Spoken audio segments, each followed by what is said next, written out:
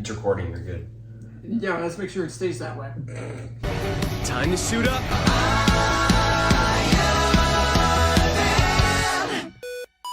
Hello everybody, welcome back to another Transformers reviews. We got Christian Hopkins. Jonah. Jacob Nelson, sorry. And today we're going to talk about the third Transformers movie with Transformers Dark of the Moon. Again, very straightforward movie. All the Transformers movies are. Yeah, I feel like this will be actually a shorter than usual review because, I mean, it's basically a lot bad guy want take. Okay, no, the bad guy motive is a little bit more interesting, less straightforward in this one. but somehow a little more interesting. Oh no, it is.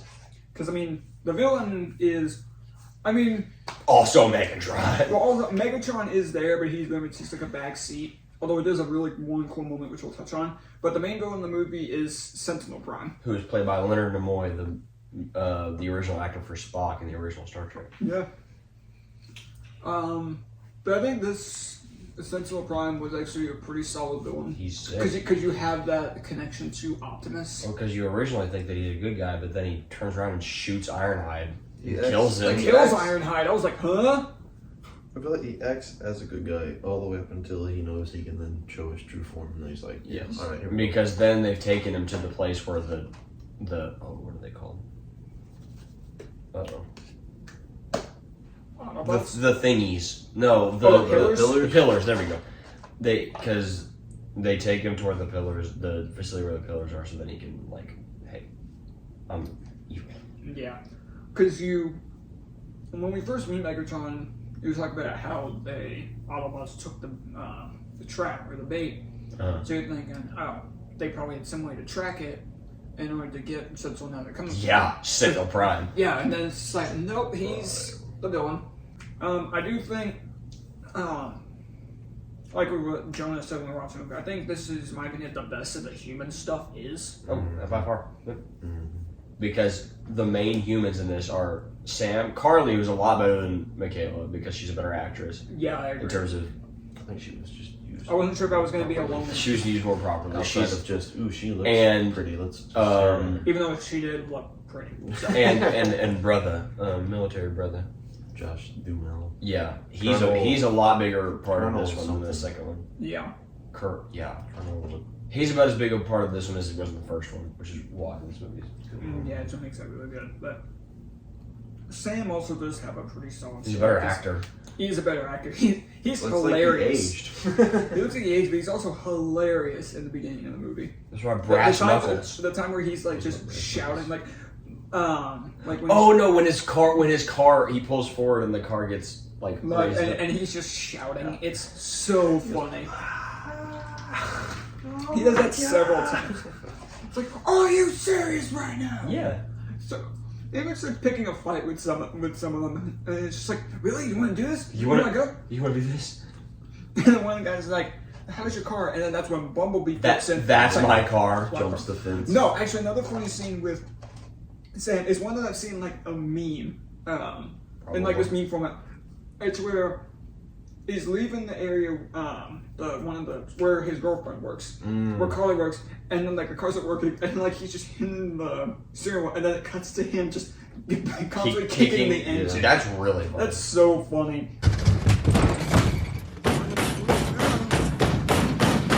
He's kicking it hard too. It's not like Untitled Chapter. It's like he's like wanting to break it, Yeah. and it's so funny. Laying into it. Yeah, this is the best that the human stuff is. And then, as I said, was I correct in saying the action somehow gets better? Oh yeah, you were.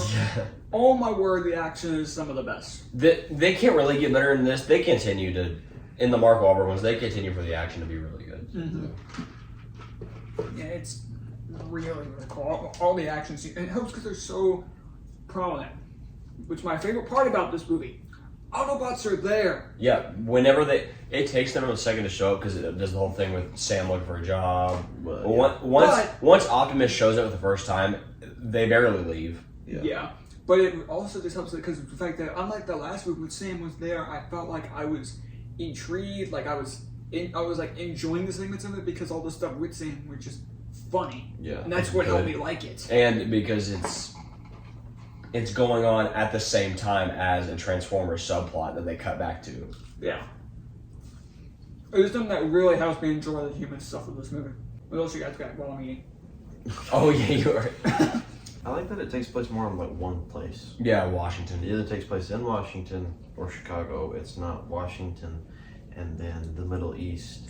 Yeah, then, Washington at the beginning of the final battles in Chicago. And then like some other random In the place. first one, it's like New York and Qatar. Like bounces everywhere. Yeah. It's like this one's like it's in Washington and they bounce around, but it's still in one place. So it's not like it's a completely different story. It's relatively connected because they're all in the same place. Mm-hmm. Yeah. Also, the fact that the final battle is just the final battle of the Avengers, but before the Avengers came out. The Avengers ripped off Transformers. Yeah. Confirmed. Right down to the very last detail of a giant blue beam going up into the sky. And the big ship. And the big ships looking like the big Chitauri creatures. And you know what the big Chitauri creatures do? They sprout out the little ones. Yeah. This sprouts out little ships. Little Decepticons and little ships. So. We may have cracked the code. We made that thing. Yeah, Joss Whedon saw this movie and went, I'm going to do that. And there's scenes in the first Avengers where the Chitauri grab onto the sides of buildings. There are scenes in this movie where you see ships like latched onto the side of buildings. Yep. Dude, they copied Transformers Dark of the Moon. Moon. Yeah, all the action scenes in this movie are incredible. And this movie, once again, solidifying that Bumblebee is the best. Movie's fantastic. He's amazing. No, so the whole thing with the villain in this one is it's Sentinel Prime and he wants to restore Cybertron, but the only way he sees to do that is to team up with the Decepticons and bring Cybertron to Earth so that the humans can then rebuild Cybertron for them. So the villain story isn't just want to take over Earth. No, it's like actual... It's like... I want to use Earth It's to a unique recreate motive. my own planet. Patrick Dempsey's here. That's great. Patrick Dempsey's a character. Yeah, he is. He's like pretty one of good the... one, too. He's like one of the villains. he's like the Decepticon version of Sam. He's like their human informant. It's really cool when you have that scene of the two of them fighting and Dylan's While Sentinel and Optimus are fighting. If you notice that. Yeah, it's really cool. And then you have this scene of doing essentially like trying to talk him down, like Dude, him he not believing himself. kills him. Them because Sam was like, "No, I'm just." He knocks him into the main pillar. While and saying, "No, electrocutes I'm him. just a messenger," which was like Call earlier back. with the what's her name? Don't know. Couldn't tell you. Secretary of Defense, I think. Sure, her. They had that as a cool scene. Yeah. I like how in this movie Optimus has his trailer. Yeah, he has a trailer. It's like his armory. It transforms to this like little, in like Attack of the Clones where the Jedi when they leave hyperspace, they leave that little hyperspace ring thing. It looks like that. Mm-hmm. It's his little ring where he can grab weapons that he needs, and it also has like a jetpack. Yeah, and it's sick. So all the best like action scenes also involve Optimus, though. Optimus or Bumblebee? Yeah. One of the two, yeah, but they're both.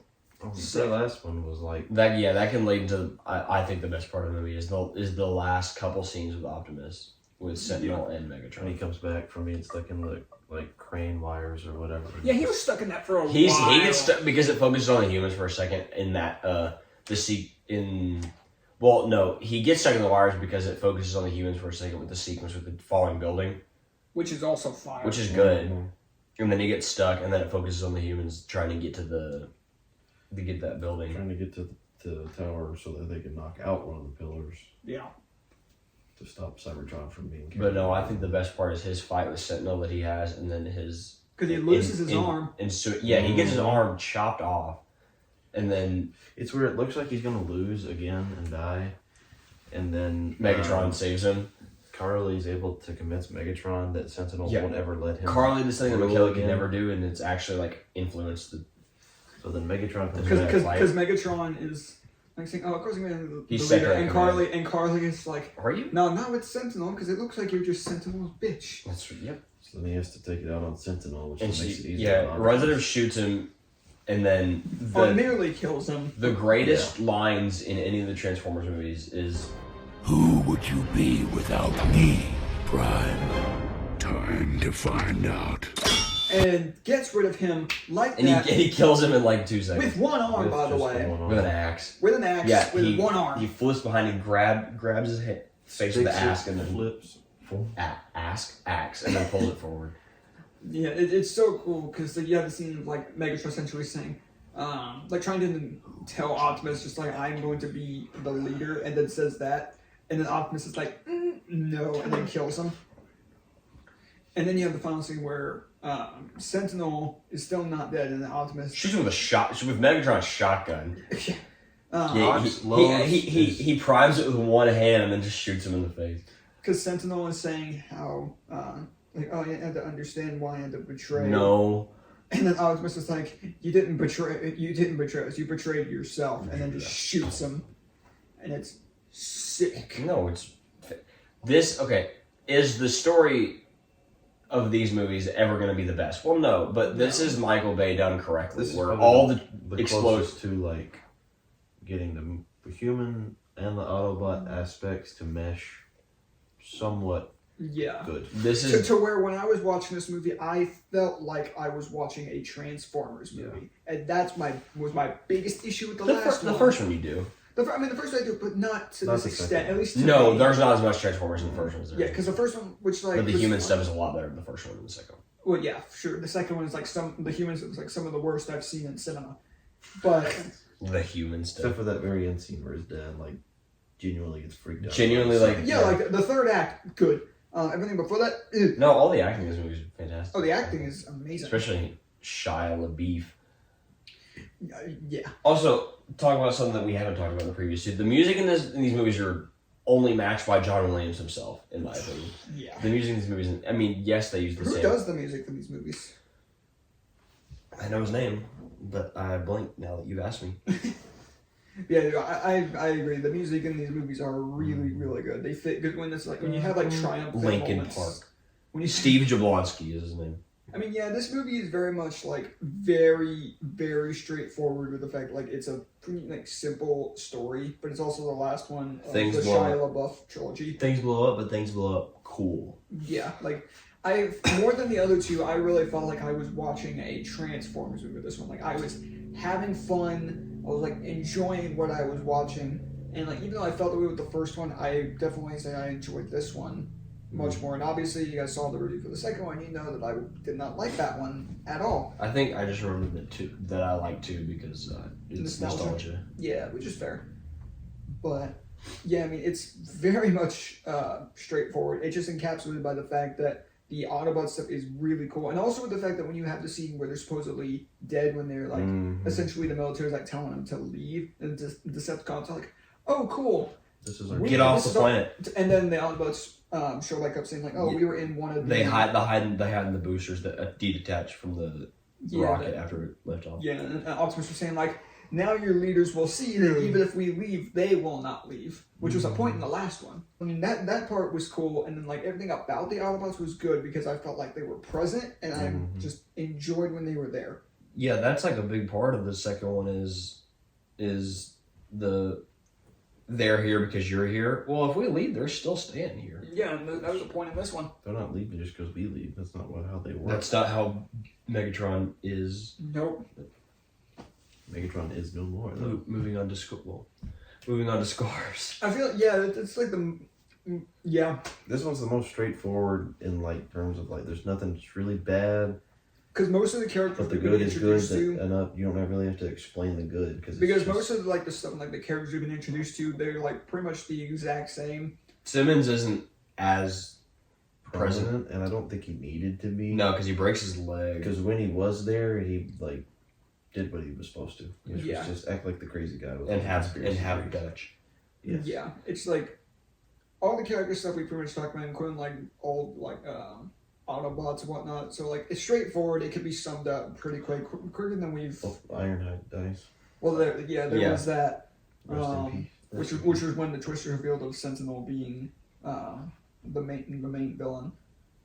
So straightforward, but I think we can honestly go ahead and get to our final What scores. did I give the first Transformers? Don't remember. This was my question. It would have had to have been around like the 8 range. It had to have been 8 because I look back and so I gave it an 8.4 for the first one, which I would probably bump that down to like 8.2 in all honesty, but or like 8, or probably like 8 flat. I don't remember what I gave the first one because if I remember what I gave the first one, I would give this barely above the first one. That's how I am. But I don't remember what I gave it. I think I might have given it an 8.5, so I'm gonna give this an 8.7 for now. Yeah. Because, like, if it turns out I gave subject to change. Yes, if it turns out I gave Transformers 1 a higher score than 8.5, then I'll bump this up because I think it's a little bit better than Transformers 1. Yeah. And miles better than 2. Yeah, that's not hard though. Jacob, what would you give it? I think I said like. Would you like me to go and go so you can think on it a little more? Yeah, I'm trying to remember if I said 8.2 or 8.3, but it wouldn't. I'm gonna give this one like an 8.5. In terms of funny, that's exactly what I was gonna give. In terms of nostalgia, this is like a 10 for me because this is the one I've watched probably just because it does a better job than the first one of mesh, and obviously the second one of meshing them all together and having the mesh that kind of makes sense in terms of humans in Transformers. It felt like I was watching the Transformers movie and I was having fun. It's less like this is human stuff. This is Transformer stuff. This is what makes me excited for the new one. Exactly. Because it looks like the new one meshes them together. Because like there's a character that rides inside of one like the entire time. It looks sick. Yeah. I'm excited. Yeah, I agree with you, Jacob. I was going to say 8.5 as well. In the review, I gave the first one 8.4. I'd probably still bump it down, so probably around like an 8 flat. But 8.5 is because when I went into this movie and I got exactly what I wanted out of what I wanted from the first two, more so the second one. But it's like I got Transformers. I enjoyed it. I enjoyed all the human stuff for a change. All of it. Because even Tyrese Gibson shows back up, and he's like a major character in the last part of it. Yeah, and even at the beginning when it's just on saying something about finding a job, there were still multiple scenes where I was laughing and like having fun because of Shia LaBeouf. When he's sitting in the back seat and they're lecturing him about you see all the job interviews he's gone through. Yeah, but I'm gonna stick this to 8.5. It's really fun movie, and at the moment it is my favorite of the franchise now that I've seen like 4 of them, but there's still 2 left, so that'll do it for our review of Transformers Dark of the Moon. Yeah, technically you've seen the third one. Yeah, two more for me to watch. I would just say the other 2 aren't as good as this one unless that's what I'm expecting. They're not bad or anything.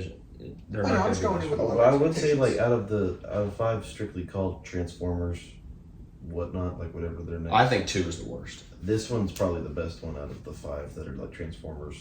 Yeah, because I don't the Moon, The Last Night. I can't think of what the 5th one's called. Well, the fifth one is Last Night. Fourth one is Age of Extinction. Age of Extinction movie. Yeah, but of the ones I have seen, this is my favorite of the 4 that I've seen so far. But I still do need to watch Age of Extinction and Dark of the Moon. Which, speaking of which, stay tuned for the next Transformers review, which will be Age of Extinction. Age of Extinction. This is one I watch a ton because I have it on DVD, and a lot of people hate on this movie because they're like, "Oh, bring back Shia LaBeouf." It's Mark Wahlberg. For the excuse me. Jacob's dying. For those of you who don't know, it's Mark Wahlberg. It's not bad. I enjoy it. It's not bad, but it's not. No, it's not the beef, man. You know, it's not the beef. I miss the beef. Yeah, the beef. But let us know what you guys think of Transformers Dark of the Moon down below. And thank you guys so much for watching. We'll see you guys next time. Later, webheads.